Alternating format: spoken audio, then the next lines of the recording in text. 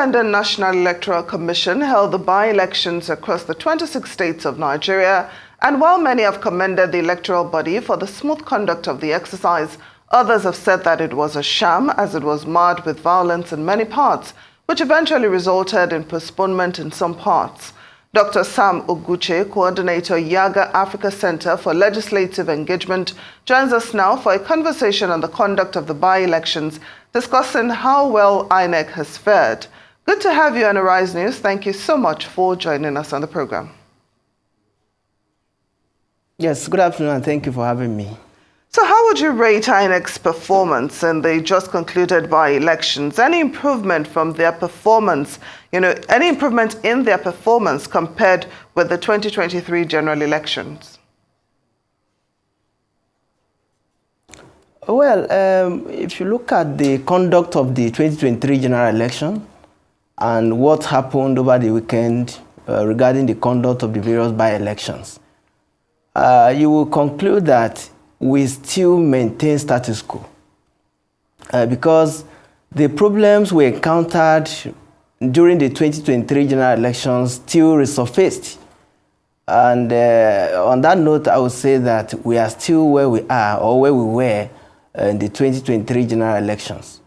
The problems are still there, late arrival of materials in many polling units, conduct of officials, and many others. So I can say in summary that we've not really made any progress.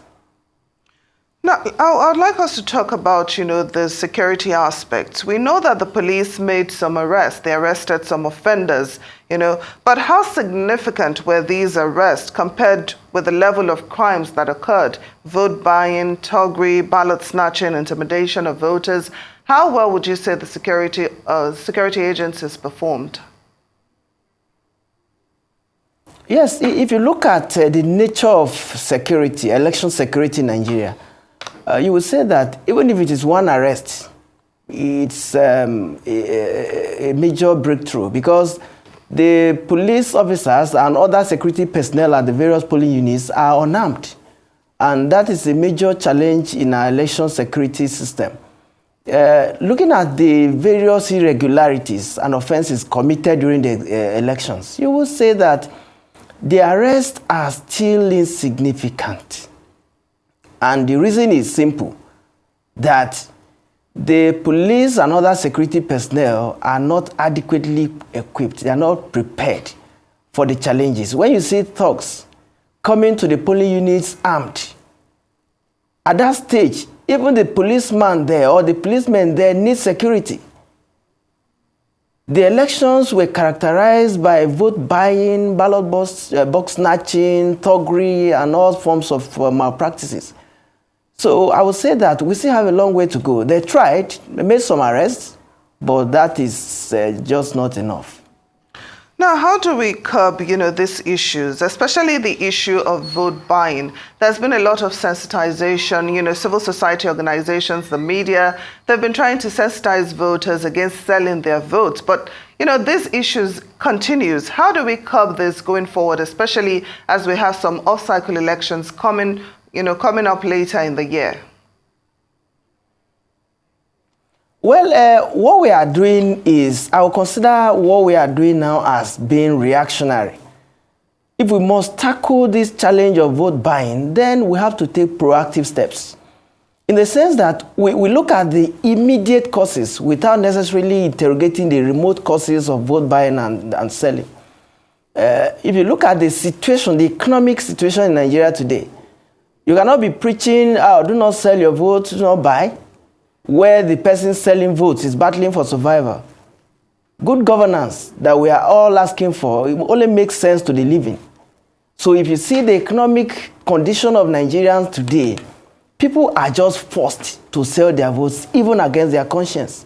So we need a scheme where voter education will be a continuous exercise, not only when we come to election period, that people should be sensitized, people should be equipped economically, so that they will know that, look, vote selling is not only a crime, but it is something that has to do with one's conscience and future.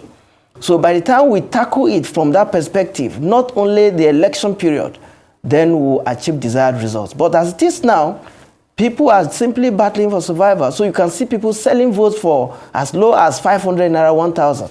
And that is actually very, very disappointing and regrettable. Now, in light of all these challenges that we've identified, how credible then would you say the results that were declared by INEC are? Well, if you look at looking at the results, definitely, if you see in the news, there were protests all over the country. In fact, in some cases, the Kogi incident repeated, where we saw pre-filled result sheets and all those. So it becomes a very big challenge. In the face of such irregularities, you cannot be talking of credibility of the electoral outcome. Definitely, there are areas where it was peaceful, non-contested, the results were accepted, but in many cases, blames up and down, credibility of the electoral process still in doubt, still a major challenge.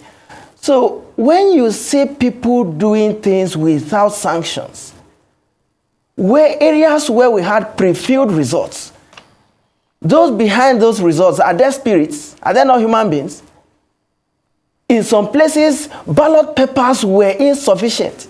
In some places, original results sheets were not even available for people to scrutinize.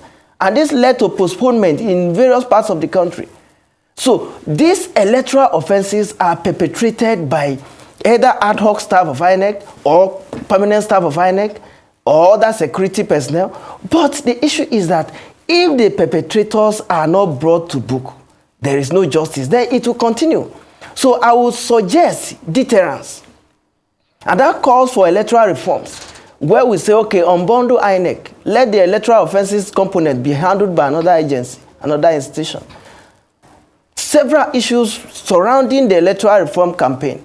And when we embark on that, we'll be having incremental progress in our the electoral process. And that's how we are going to achieve success. But as it is now, I would say that we are still moving at what I would call the snail speed, which is not good for our democracy.